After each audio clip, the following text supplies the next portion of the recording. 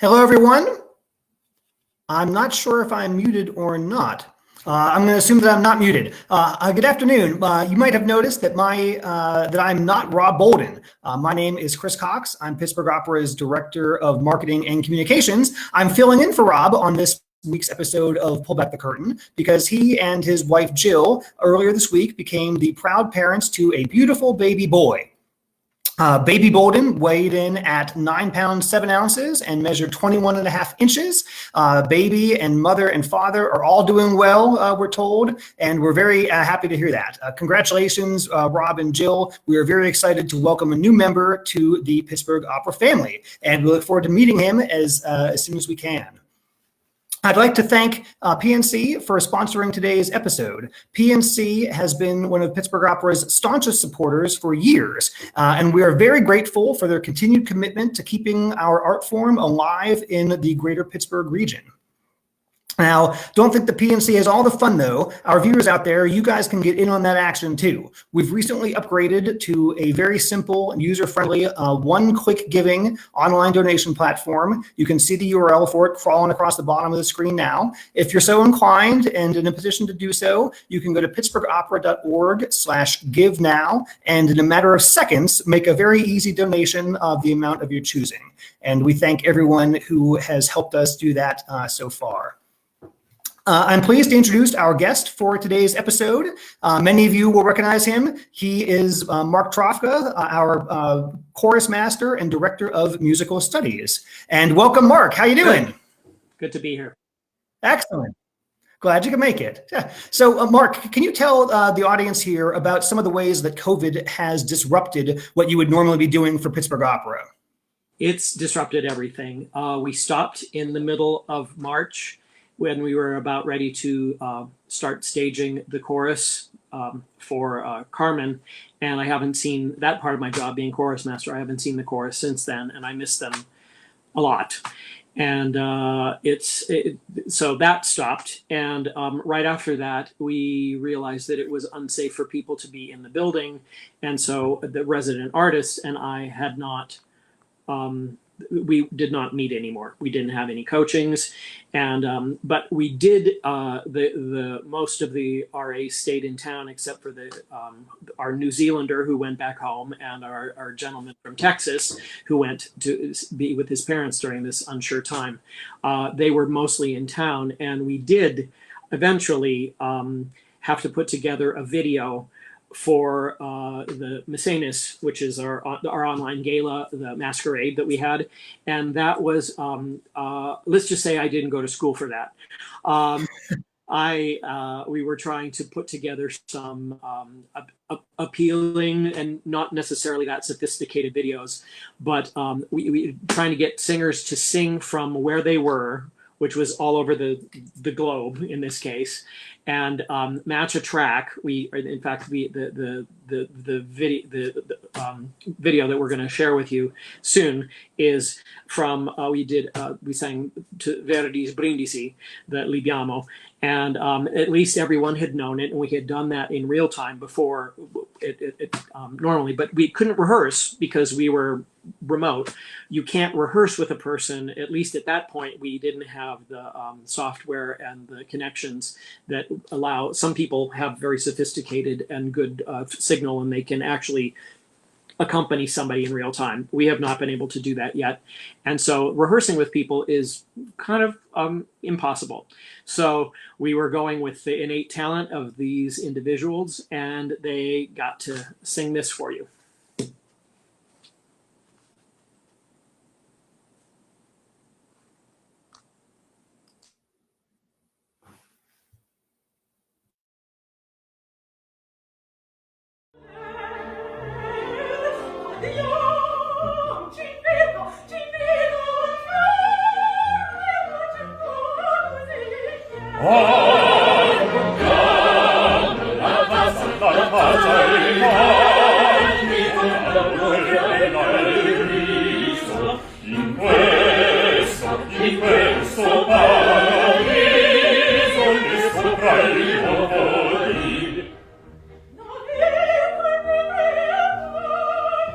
Quando non sa mi ancora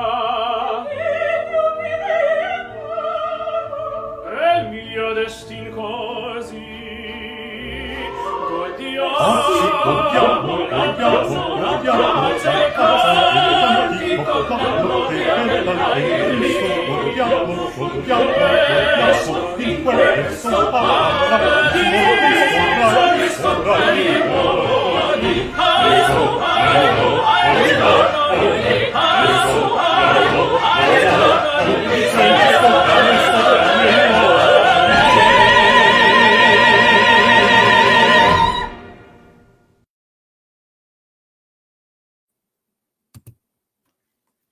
I thought that was fantastic. I enjoyed that very much. As a musician, when I hear it, all I hear are the things that didn't go as well as they could have. It's a problem to record online. There are some people who've come up with some very sophisticated solutions where they have click tracks and or a conductor that everybody who's recording their own individual part can watch. We had a pre-existing track, which it sounds like it would be simple to sing along to, but it's actually not, especially when you're trying to sing along to something that's in your ear, and their natural tempo ebbs and flows in the recording that we use that we weren't always able to perceive. So putting it all together with Tess Allard, who's in your department, and she and I had a lot of aligning to do. And then we, of course, had issues because people were recording from small rooms really close to a mic. Some people were further away. We tried to be specific, but we learned more about what we have to be specific about in the future when we do stuff like that. So the talent of our singers still shines through, and their voices are always magnificent. But the putting it all together, as chorus master, I would have been just a little bit worried about some of that ensemble. But for a first try, it was pretty good. Considering the circumstances, I thought it came out great, and I love the fact that Natasha recorded her section all the way down to New Zealand, for example, right? So yeah, that's totally neat. The miles are great, but they all appear on the screen at the same time, feeling like they're all doing it together. So that was neat. And you said first time out of the gate, hey, good learning experience. Hey, you're always taking notes about, okay, next time let's try this, or you do that a little bit differently, and so on. So great. And for those of you who weren't able to attend the virtual online Mecenas Masquerade Gala, right, besides that clip that you saw, there were a couple others that we did as well. And Mark, you want to set the table for them, and we can show some more clips? Sure. Traditionally at our Mecenas Gala, which occurred online, I usually come up with a medley of operatic hits jammed together, and the humor is the big thing. And in person, it's really easy to do humor, and the unlikely pairings of artists and opera, and sometimes they're whimsical and fun, and we got to do that. This next clip that you're going to see is from a part of the medley it's a very popular baritone aria, a serenade to a beautiful woman, and to liven it up a little bit, we tried a couple of little fancy things. Wow, let's check it out.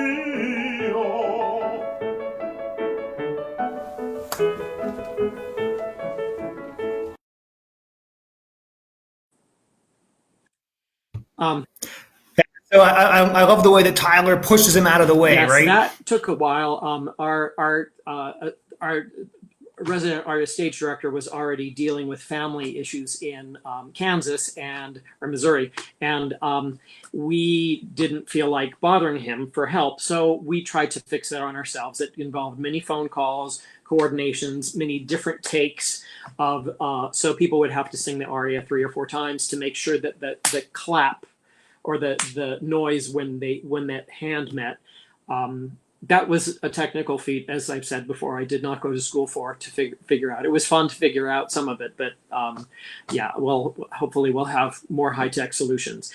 The sound also, anything is possible when you've got an amazing sound designer for pay. So we were always, again, dealing with the signal that we had, and Tess and I made it as good as we could in that situation.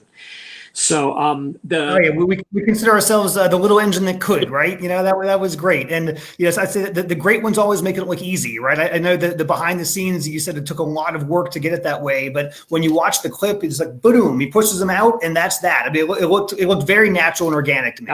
The making a storyboard was new for me, although I have a sort of dramatic flair about me, so that was possible. Those of you who know me can laugh or not as needed.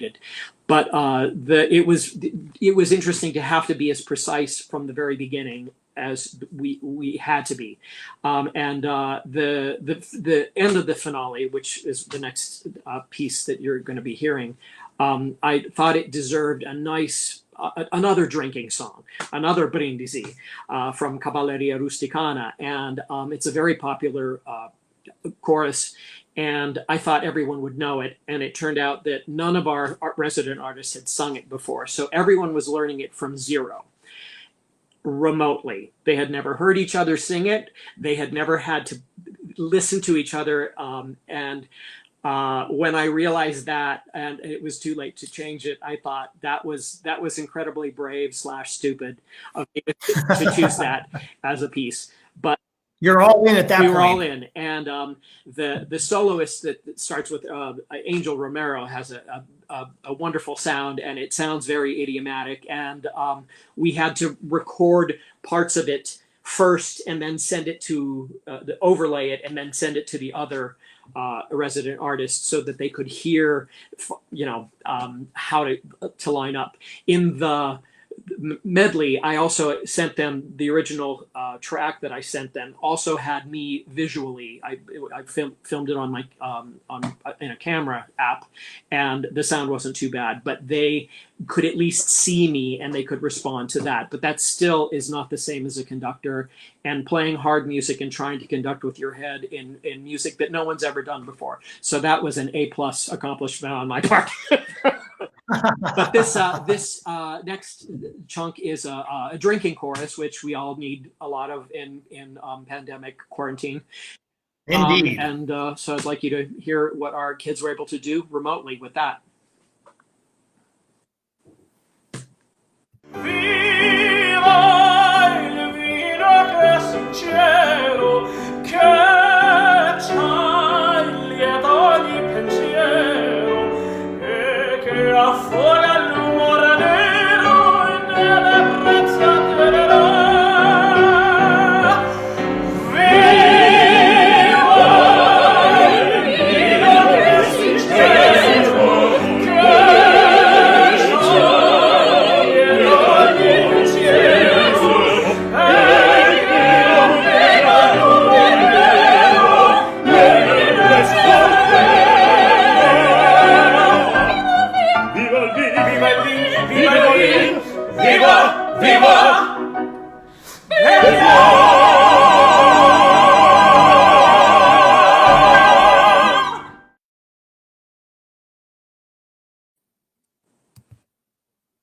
That's a great one to close on, right? It's, high notes and holding glasses of wine. It's all what we do on stage and off. So it was great to make that piece with our artists, but it wasn't, it was really hard again to rehearse. And some of the sound and footage had been near the end there had been very manipulated. We edited it so that it was more possible to do this piece online with people who had never sung it together. The very end of that, where it speeds up, is hard to keep together even under optimal circumstances. So there was a little bit of judicious editing and changes of people's squares to distract from certain things going on. But that was fun.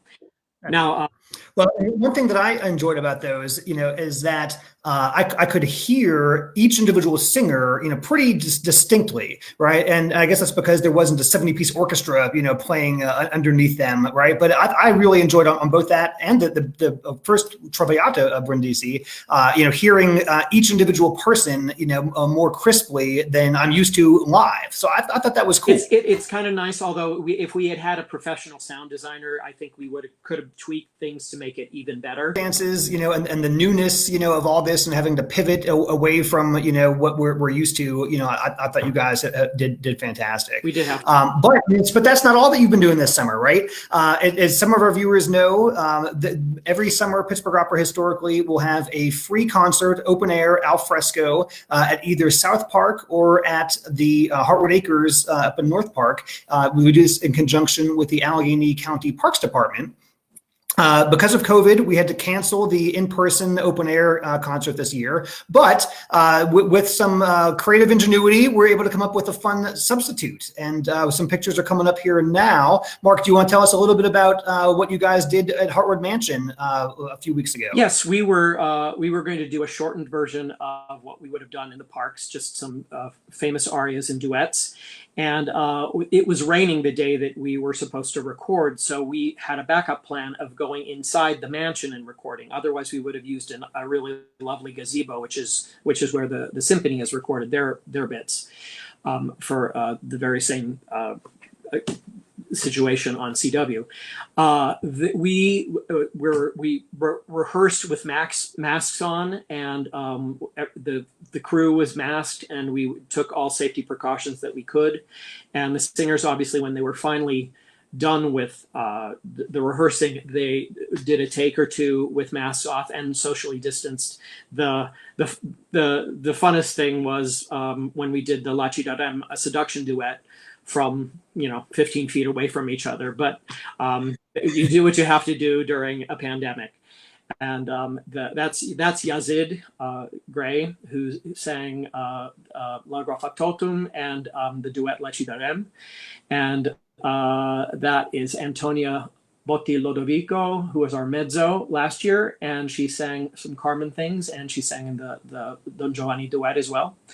And we also had Caitlin Godimer on the program, and she sang some arias, and it was a lovely experience. There's Caitlin, and it was also the first time we were in the same room. We rehearsed at the opera from a very far distance from across the rehearsal room. We have huge rehearsal rooms, so we were allowed. We had plenty of room to keep people far apart, but it was the first time since March that most of those people had sung in a collaborative manner with anyone else, and it was rather moving. I can say that my hands have been suffering from quarantine lack of use because I don't have a great piano at home. I just have a keyboard and a nice but not particularly challenging keyboard, real piano. So I've been a little lax in keeping my fingers together.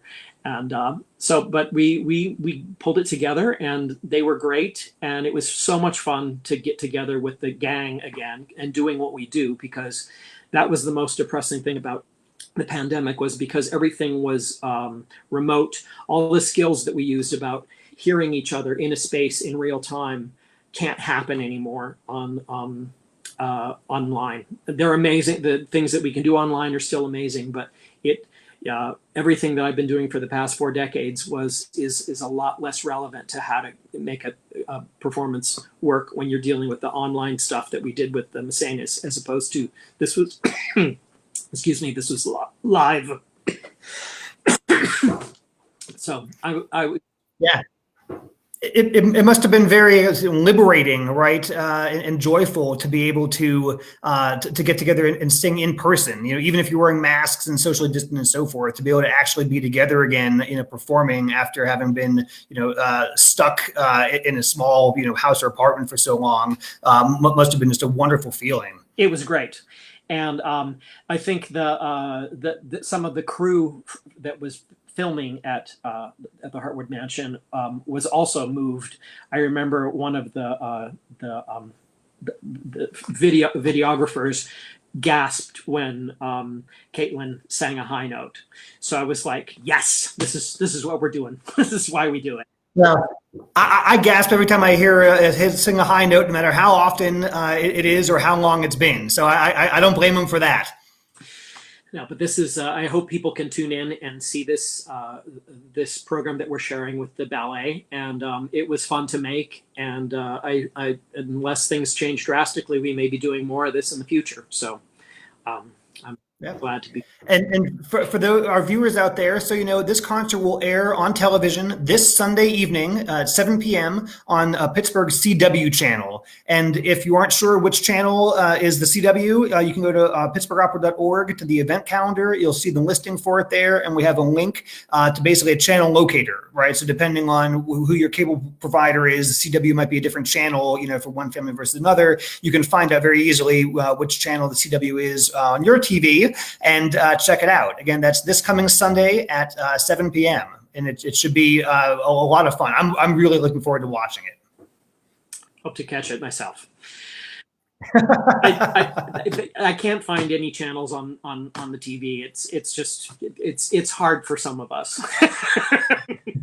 But I'm just glad we got to do this, and I miss everyone from the opera dreadfully. I miss the chorus. Wish we would be in rehearsals now for the season had it been going forward. And I can't say how sad it is to go through a year without that. The planning is somewhat tedious, but the making music with those wonderful people is really great. So, and I miss that a lot. I totally hear you. I totally hear you.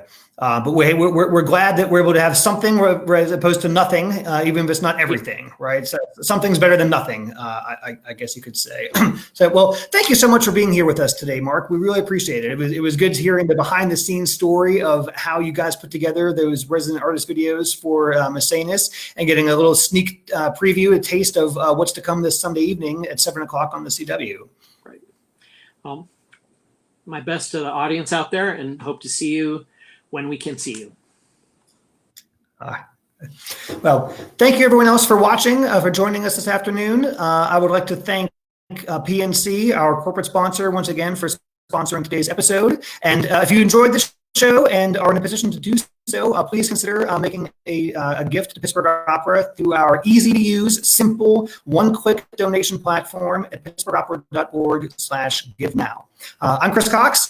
Please tune in next week, 4 o'clock on Thursday, for another exciting episode of Pull Back the Curtain. Maybe I'll be hosting again, or maybe I'll have passed the mic back to Rob if he isn't too sleep-deprived and shell-shocked. Tune in next Thursday and find out. Thank you so much. Have a great rest of the afternoon.